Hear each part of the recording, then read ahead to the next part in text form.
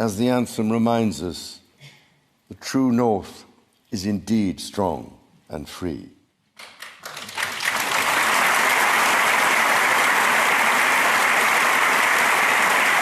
So as Donald Trump and his Looney Tune band of cronies fall further into madness, it appears we have some new leaders emerging. Check out this. When my dear late mother, Queen Elizabeth II, opened a new Canadian Parliament in 1957, the Second World War remained a fresh, painful memory. The Cold War was intensifying. Freedom and democracy were under threat. Canada was emerging as a growing economic power and a force for peace in the world. In the decades since, history has been punctuated by epoch-making events: the Vietnam War, the fall of the Berlin Wall, and the start of the War on Terror. All of these things that King Charles mentioned, this is in the Parliament of Canada, really struck home to me, and just the whole demeanor of the event was very, very different than what we're seeing in the USA, and that's why I was thinking when I first saw this, like, oh my God, the USA is a Looney Tune of cronies under the Trump administration, and we're starting to see, as I said, the different span, or as King Charles says, epoch, arise. When I was a kid, Canada was a joke. Let's be frank. Like we used to just make fun of Canada. They're like our, funny neighbors to the north. And slowly, as I guess the world reorder changes, with Trump basically leading us, the U.S. that is, downward, you're seeing again people carry up the mantle to promote freedom around the world and free trade, decency, these kind of things. I also saw this, and I just want you to understand like how all this stuff fits together. This is a headline today: blocked from Harvard, the world's star students weigh staying in Asia and Europe. Right? So, as Trump's like, oh, I don't want foreign students in Harvard, only Americans, right?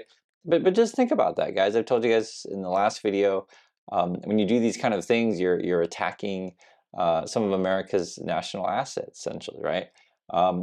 Even Federal Chair Jerome Powell referred to Harvard and top institution assets, meaning that when you attract top talent from all around the world, right, to think of all the innovation that's generated in the USA, think of all the relationships that are created when you have international communities. And I also mentioned you're also attacking the children of the world's elite, right? So, essentially when you get the best and brightest all together, in the same room, from various countries, relationships are formed, and you're promoting peace and soft power of the USA. As Trump continues to tackle these things, it's essentially the decline. I'm just being honest with you, and I know it's hard to talk about this stuff with fellow Americans, because a lot of Americans are just used to being number one, and you think you can just kind of glide on your high school quarterback days. But I hate to break it to you guys, if you want to maintain the mantle, right, of leadership, you always got to be working. Think of it this way: if you're those of you in sports, yes, you may have won a championship last year, but this year is a whole new season, and you got to still practice. You got to still maintain your diet. You got to still, stay sharp. And what we're seeing with the Trump people is just the complete opposite. Like they just think, oh, we're just going to rest on our laurels. That's not what it is. I honestly was really well. Let's watch more. We'll see. This is King Charles again. Today, Canada faces another critical moment. Democracy, pluralism, the rule of law, self-determination, and freedom are values which Canadians hold dear, and ones which the government is determined to protect. The system of open global trade that, while not perfect, has helped to deliver prosperity for Canadians for decades, is changing. Canada's relationships with partners are also changing. Il nous faut confronter la réalité. Depuis la Deuxième Guerre mondiale, notre monde n'a jamais été aussi dangereux et instable. I wanted to play the French part of it too, because a lot of times if you watch this stuff, on YouTube, otherwise they'll cut out the French. And it's very different when you understand that they're speaking in two languages. I think Carney does it, Trudeau does it also, because it's actually a good thing if you speak more than one language. And again, this is a representation of the difference between, say, US and other places where you have many Americans and Trumpers like, oh, you should only speak one language, right? As if like one language is the only language that exists in the world. Like it's a great thing if you can speak more than one language. It's also ironic, as you may or may not know, I'm in Paris this week, and obviously everyone around here speaks French. I studied French a bit in college. My French isn't that great, just okay.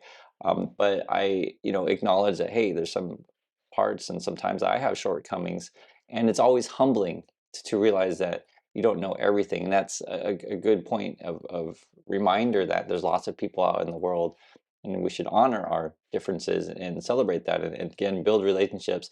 I never thought I'd see the day, to be honest. I never thought I'd see the day where, like, wow, Canada and UK are gonna, go beyond the USA. That's certainly a possibility in this day and age.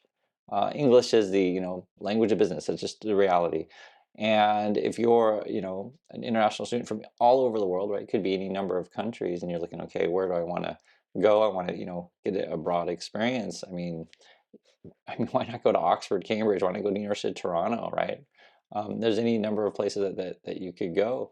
I'll just say this too.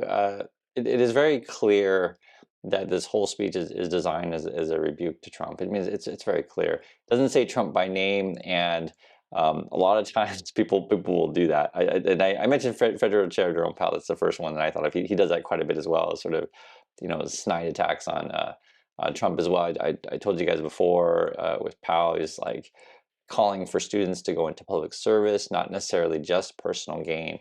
And if you look at sort of the era that the USA is in, and you always want to put this in context to kind of understand it. And guys, I get it. I mentioned it last video. I just want to mention it again.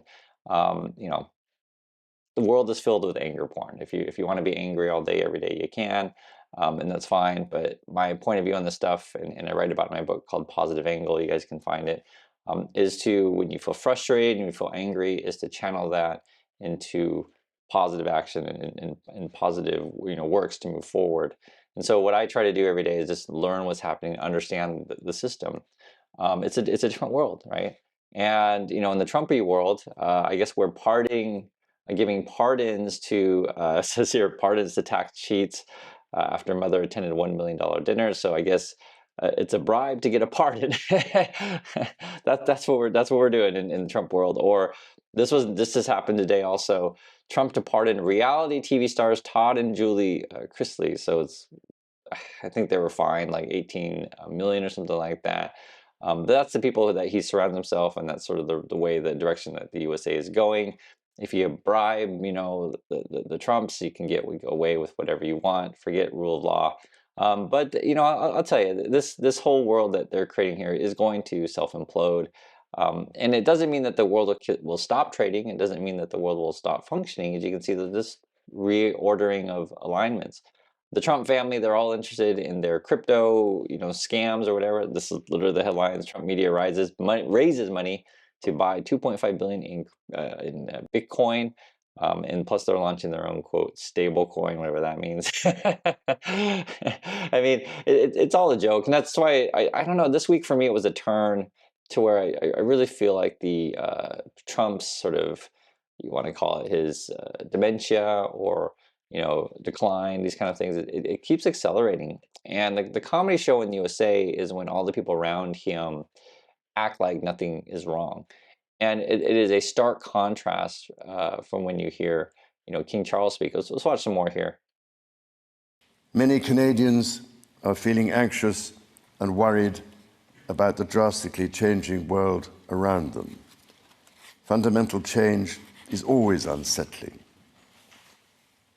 Yet this moment is also an incredible opportunity, an opportunity for renewal, an opportunity to think big and to act bigger, an opportunity for Canada to embark on the largest transformation of its economy since the Second World War. And that's what we're seeing, right?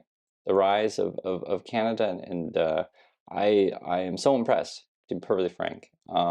Oftentimes, I think back to there was a speech actually. I remember it was Michelle Obama was talking about Barack, and I just remember really clearly. And the speech was something on the lines of, the presidency thought it would, test my husband and challenge my husband, that kind of things. But what it ended up doing was revealing, my husband, revealing the president, revealing Barack, and that's sort of what, when you get into the public eye all the time, face crisis in your life, it shows who has a true character, and we're seeing it, and I'm just, I'm proud of fellow Canadians, I should say, or I'm not a Canadian, but just, proud of my fellow humans that people are standing up. Canada's also, they're now the talk, I guess now we're the king of the north kind of thing. Have a listen to this. As the anthem reminds us, the true North is indeed strong and free.